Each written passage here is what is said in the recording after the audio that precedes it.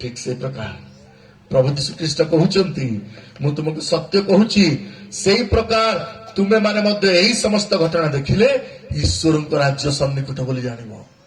Hallelujah. एबे जुआड़े आपण माने देखिबे महासभा, जुआड़े आपण देखिबे विश्वासी मानकर सम्मेलनी, जुआड़े आपण देखिबे डिम्बुरी वृक्ष प्रलोभित होउची। हालेलुया। जुआड़े देखिबे मंडल स्थापन होउची, जुआड़े देखिबे सुसमाचार वृद्धि प्राप्त होउची, जुआड़े देखिबे विश्वासी माने फल फळुचंती, जुआड़े देखिबे महासभा गुडी करे लक्ष लक्ष हजार हजार संख्यार लोक माने एकत्र होउचंती। एहा ईश्वर राज्य सन्निकट हवार लक्षण मोर प्रिय भाई भणी माने। Praise the Lord. केवल ता नुहे ता सांगे जीशु कहले अन्य गछ गुड़ाक भी अना से माने भी तांकर चलैछंती कार्य। अन्य गछ गुड़ाक भी अनाह से माने भी किछि किछि करूचंती, चुप है कि बसी नांती। हालेलुया। से माने भी चेष्टा करूचंती आमे भी केमती टिके यात्रा करिवा, आमे भी केमती समागम करिवा, आमे भी केमती आओ टिके बहु गुणित हवा पर देखा जिवा, किंतु हे पारुने अलग कथा। किंतु परमेश्वर कहले, परमेश्वर वाक्य कहे तमे टिके देख बुझीबा को चेष्टा कर। ये होची शेष कालर लक्षण। परमेश्वर वाक्य को जीवा लेखा जाउची।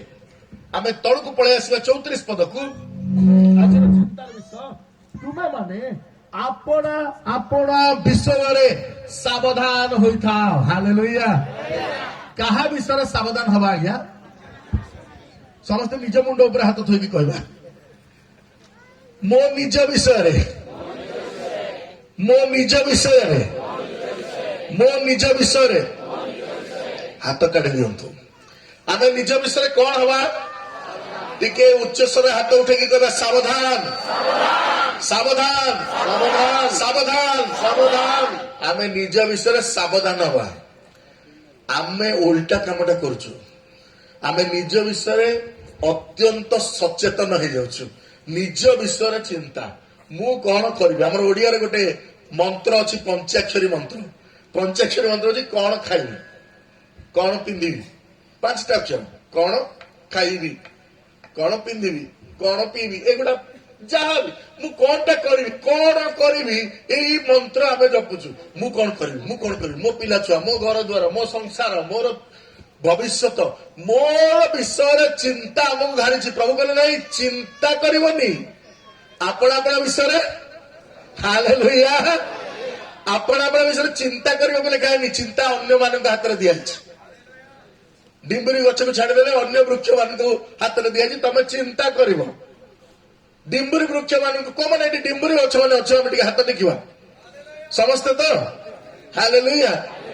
मां माने केई भोड़ माने हाथ टेकु नांती से माने डाउट रचंती जे आमे डिम्बुरी गछ ना नाही।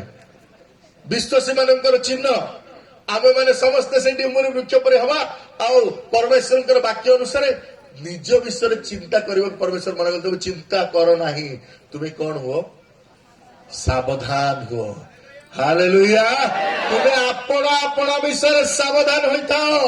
आउ काहे की सावधान होइता ता पर विषय अछि, किंतु मन रखिथिबा हमको टिके निज विषय सावधान हो पड़िबो। काहे जानिछथि मु टिके आपण मानकु नै जिबि द्वितीय तिमोथी पुस्तक को। द्वितीय तिमोथी 3 पर्वरे केते गुडी कारण दर्शाइछि जो कारण रु आम मानकु टिके सावधान हबा पई पड़िबो।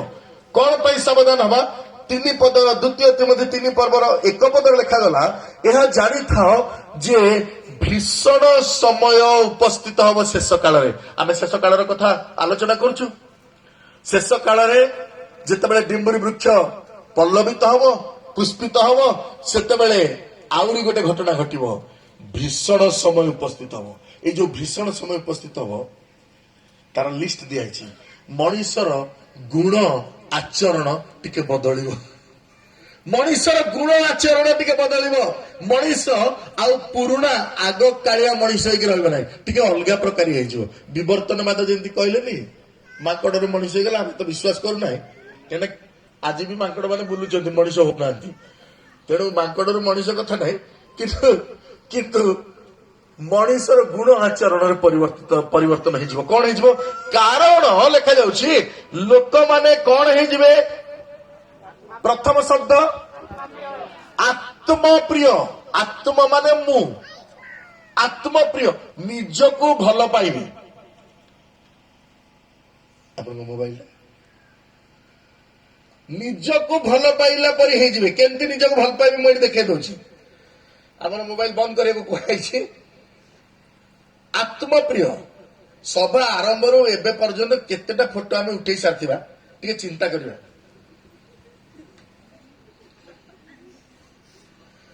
ଆମେ ଆତ୍ମପ୍ରିୟ। ଏଇ ଯୁଗରେ ଗୋଟେ ନୂଆ ପ୍ରକାର ଫଟୋ ଉଠେଇବାର ଟେକ୍ନିକ ବାହାରିଛି, ତାକୁ କହନ୍ତି ସେଲ୍ଫି। ସେଲ୍ଫିରେ ଗୋଟେ ଏଚ୍ ଲଗେଇଦେଲେ ସେଲ୍ଫି ହେଇଯିବ। ସେ ଫଟୋଟା ବି ସେମିତିକା। ଯିଏ ଉଠେଇବ ତା ମୁହଁଟା ଏତେ ବଡ।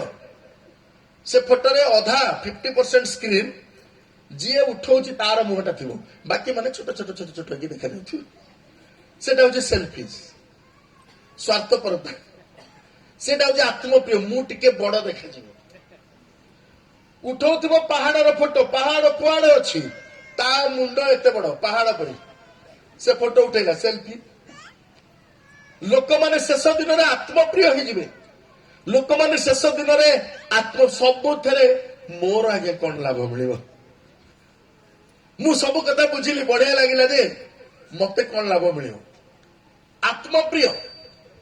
ଆମେ ଶେଷ ଦିନରେ ଆତ୍ମପ୍ରିୟ ହେଇଯିବ। ପ୍ରଭୁ କହିଲେ ସାବଧାନ।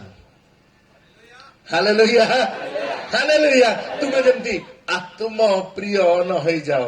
ଯୋଉମାନେ ଆତ୍ମପ୍ରିୟ, ବହୁତ ଜଣଙ୍କୁ ଦେଖିଥିବେ ଆପଣ ମାନେ, ମୁଁ ଜାଣିନି ଆପଣମାନଙ୍କର ଏପଟରେ କେମିତିଆ କଥା। ଆମର କଟକ ଆଡେ ବାହାଘରକୁ ଯାଇଥିବେ କିଛି ଆତ୍ମପ୍ରିୟ ଲୋକମାନେ, ସେ ଯାଇକି ଏମିତି ଟେରେ ଟେରେ ଅନଉଥିବେ ମତେ କିଏ ନମସ୍କାର କରୁଛି ନା ନାହିଁ। ଆମେ ଦୁଷ୍ଟ ପିଲାମାନେ, ମୁଁ ଯେତେବେଳେ ପ୍ରଭୁଙ୍କୁ ଜାଣିନଥିଲି କଲେଜ ପଢିଲା ବେଳେ, ଆମେ ସେମାନଙ୍କୁ ଠକୁ। ଯେତେବେଳେ ଦେଖିବୁ ଏମିତି ସାମ୍ନାରେ ଏମିତି ବୋତାମ ଲଗେଇବୁ, ସେମାନେ ଭାବିବୁ ମତେ ନମସ୍କାର କଲା। ନମସ୍କାର ନାଇଁ, ବୋତାମ ଲଗାଉଛି ଆଜ୍ଞା। ଆତ୍ମପ୍ରିୟ ଲୋକମାନେ ସବୁବେଳେ ନିଜ କଥା ଭାବୁଥାନ୍ତି। ସବୁବେଳେ ନିଜ କଥା ଭାବୁଥାନ୍ତି, ମୁଁ କେମିତି ଦୁଷିବି, ମୁଁ କେମିତି ସାମ୍ନାରେ ଠିଆବି, ମତେ କେମିତି 5ଟା ଲୋକ ନମସ୍କାର କରିବେ। ମୁଁ ଆତ୍ମପ୍ରିୟ ଲୋକ, ମୁଁ ନିଜ କଥା ଖାଲି ଚିନ୍ତା କରିବି, ଆଉ କାହା କଥା ଚିନ୍ତା କରିପାରିବିନି। ମୁଁ କେବଳ ନିଜ କଥା। କେତେବେଳେ ଲୋକଙ୍କୁ ଦେଖିବେ କାର ଡୋର ଖୋଲିଲା ବେଳେ ସେ ଆଗରେ ଆସି ବସି ପଡିବେ।